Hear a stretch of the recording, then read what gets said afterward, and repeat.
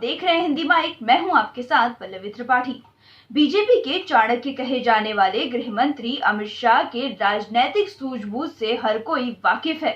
बीते कुछ सालों में जिस तरह से अमित शाह ने देश की राजनीति में बीजेपी के वर्चस्व को शिखर पर पहुंचाया है, वो आज सबके सामने है। लेकिन इस दौरान देश के वर्तमान राजनीति के दौर में अपना लोहा मनवा चुके प्रसिद्ध रणनीतिकार प्रशांत किशोर अमित शाह के बारे में क्या सोचते हैं, ये खुद एक साक्षात्कार में प्रशांत किशोर ने बताया।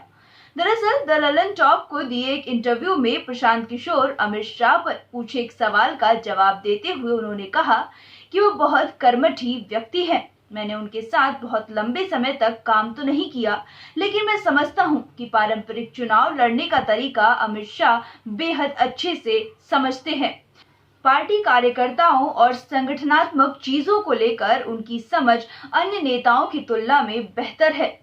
बता दें कि 2014 लोकसभा के चुनाव प्रशांत किशोर ने बीजेपी के साथ प्रमुख रणनीतिकार के रूप में काम किया था।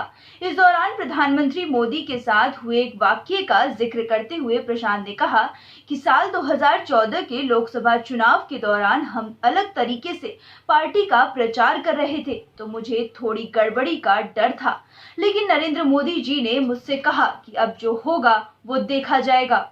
उनका इतना कहते ही मुझे काफी अच्छा लगा और सारी चीजें आराम से होती चली गई। लेकिन बीजेपी से अलग होने के बाद प्रशांत किशोर ने अन्य राजनीतिक पार्टियों के साथ काम किया, कई राज्यों में बीजेपी को हराया भी। ताजा उदाहरण पश्चिम बंगाल का है, जहां बीजेपी ने सिर्फ 76 पर सिमट गई थी और इसकी भविष्यवाणी प्रशांत किशोर ने पहले ही कर दी थी।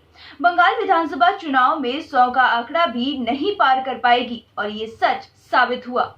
इससे पहले दिल्ली के विधानसभा चुनाव में भी प्रशांत किशोर ने केजरीवाल के साथ काम किया और वहां आम आदमी पार्टी ने बीजेपी को करारी हार दी थी। लेकिन अमित शाह ने जिस तरह अन्य राज्यों में बीजेपी की सरकार बनने में अपनी भूमिका निभाई है, इससे हर कोई वाकिफ है और इस बात को प्रशांत किशोर भी बखूबी समझते हैं। फिलहाल इतना ही। खबरों का सिलसिला यूं ही जारी रहेगा। देश और दुनिया की तमाम खबरों के लिए बने रहिए हमारे साथ और देखते रहिए हिंदी माइक। अगर आप हमारी वीडियो YouTube पर देख रहे हैं तो चैनल को सब्सक्राइब करें और Facebook पर देख रहे हैं तो पेज को लाइक करना ना भूलें।